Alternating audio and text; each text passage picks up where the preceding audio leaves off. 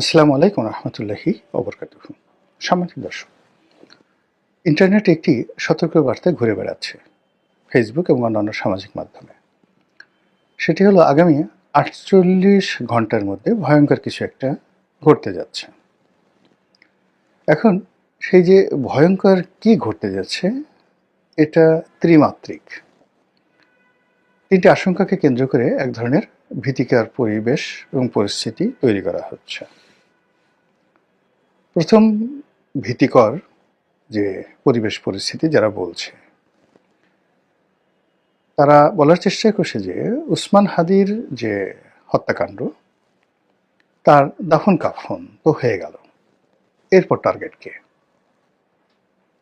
ইতিমধ্যে বিভিন্ন রাজনৈতিক ব্যক্তিবর্গ যারা আছেন তারা নিজেদের আশঙ্কা ব্যক্ত করেছেন। যারা তরুণ নেতৃত্ব রয়েছেন প্রার্থী হিসেবে রাজনীতির ময়দানে, তারা ঘোরাফেরা করতে গিয়ে নানা রকম আশঙ্কার কথা তারা বলার চেষ্টা করছেন এবং তারা ভয় পাচ্ছেন যে আগামী ৪৮ ঘন্টার মধ্যে অনাকাঙ্ক্ষিত একটা ঘটে যেতে পারে তাদের জীবনে, রাজনৈতিক অঙ্গনে এই অনিশ্চয়তা। আরেকটি গ্রুপ বলার চেষ্টা করছে নানা রকম প্রচার এবং প্রোপাগান্ডা যে নতুন একটি বিপ্লবী সরকার আসছে এবং ৪৮ ঘন্টার মধ্যে সেটা হয়ে যাবে। এবং অনেকে বিপ্লবী সরকারের প্রধান রূপে কে হবেন ইত্যাদি ইত্যাদি নানা রকম ফটোকার্ড তৈরি করে সেটা এমনভাবে প্রচার করছেন, এবং এটা মানে আমার দেশ সম্পাদক মাহমুদুর রহমান সাহেবকে সেই সরকারের প্রধান করে আমার দেশের ফটোকার্ড ব্যবহার করে একটি গ্রুপ এটা প্রচার করছে, এবং আমার দেশ তাদের যে ভেরিফাইড পেজ আছে সেখান থেকে বলার চেষ্টা করছেন যে এটা অপপ্রচার, এই ধরনের কোনো সংবাদ আমার দেশ দেয়নি এবং আমার দেশ সম্পাদক এই রকম কোনো কর্মকাণ্ডের মধ্যে জড়িত নন। বোঝার চেষ্টা করুন।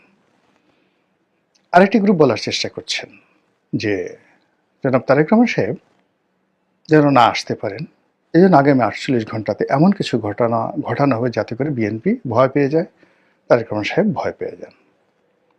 এই গ্রুপের দ্বিতীয় যে অপশন সেটা হলো আগামী ৪৮ ঘন্টায় এমন কিছু করা হবে, সেক্ষেত্রে যদি প্ল্যান এ, মানে তারেক রহমান সাহেব আসবেনই না, এটা হলো প্ল্যান এ, যদি প্ল্যান এ ফেল করে অর্থাৎ তারেক রহমান সাহেব তারপরও আসেন, তাতে করে তার সেই আগমনী এটি যেন আনন্দমুখর না হয়, তার অনুষ্ঠানে যেন লোকজন না যায়, ঢাকা শহরে যেন কাউন্টার একটা অবস্থা থাকে, এরকম একটা দৌড়াদৌড়ি অবস্থা শহরে যেন তৈরি হয়।